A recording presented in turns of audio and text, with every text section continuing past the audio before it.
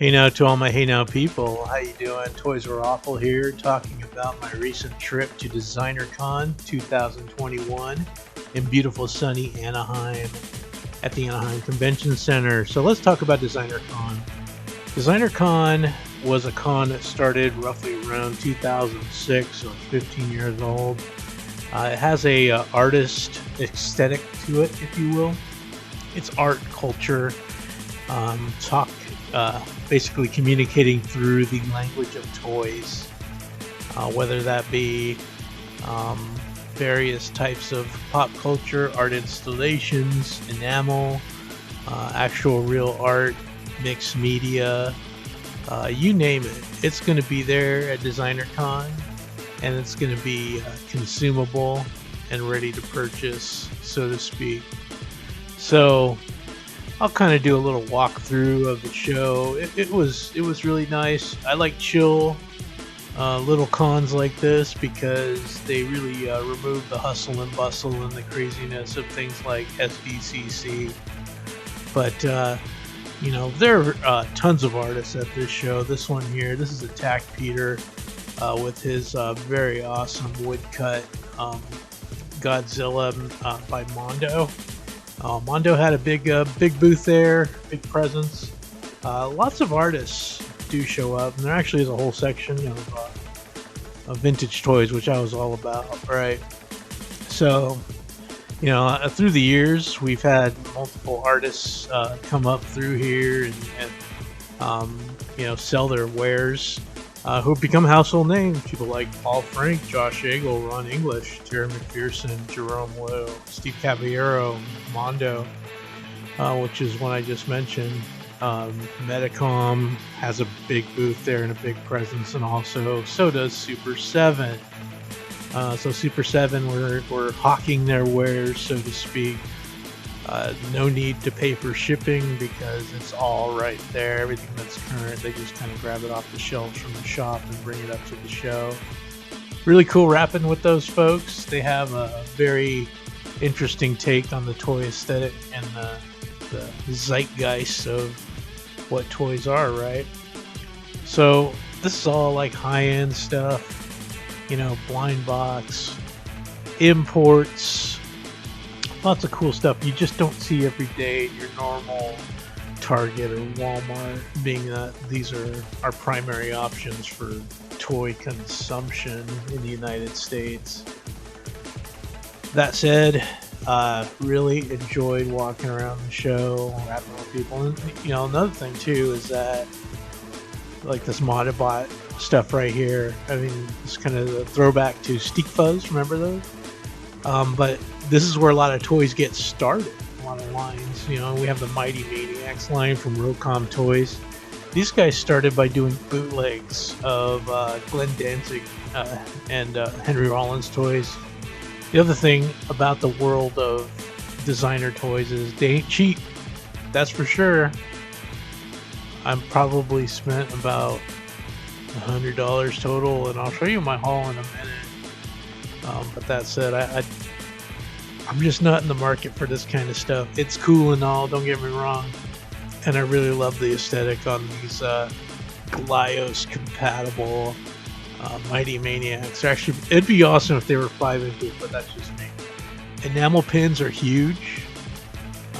I'm a somewhat collector of those. I have a backpack to take to every one of these shows, and it is full of all these different pins. 90s aesthetic is pretty cool. There's a here's the bootleg toys, right?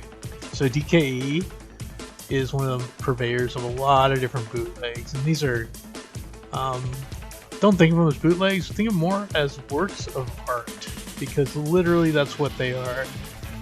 A lot of time, thought, and kit bashing goes into these. Some of these are very fragile. Some of these are actually made up or built up of vintage action figures, but a lot of them are built up either 3D printed, sculpted, resin, various different media to create the illusion of a toy that either never existed or should exist.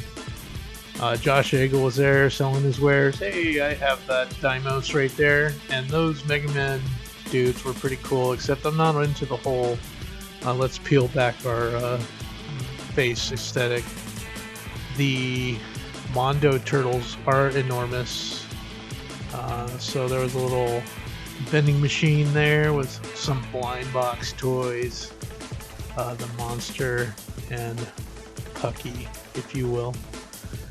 It was pretty cool.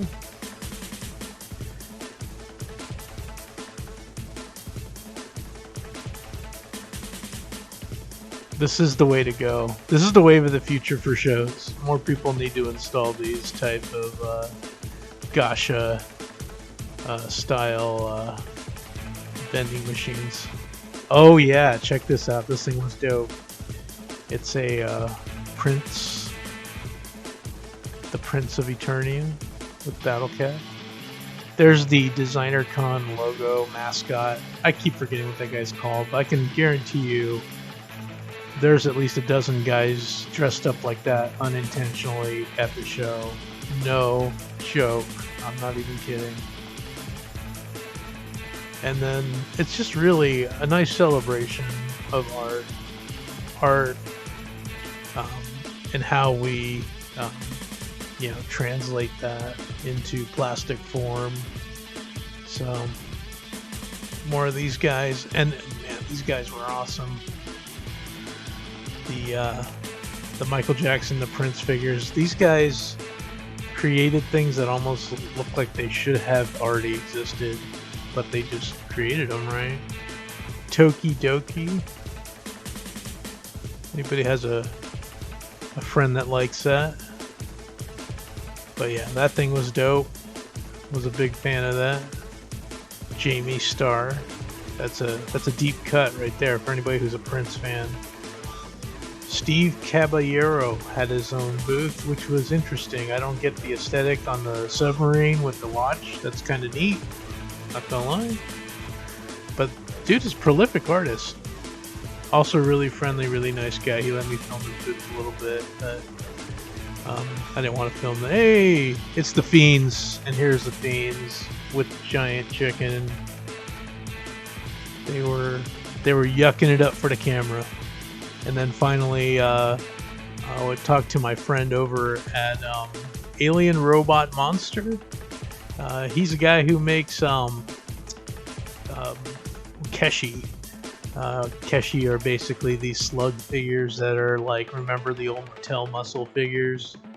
Anyway, let's talk about my haul here. So I got I got this cool signed woodcut print from Attack Peter from the Godzilla Museum. I was very stoked to get that free. That was awesome.